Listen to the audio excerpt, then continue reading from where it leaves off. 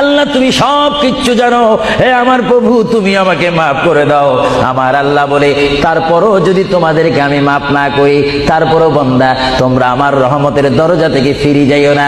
আমি তোমাদেরকে হুকুম দিচ্ছি, ওয়ালাউ আন্নাহুম ইয যালামু আনফুসাহুম জাউকা, বান্দারে যদি গুনাহ করে ফেলো আমার রহমত থেকে মুখ ফিরে তুমি চলে যাইও না।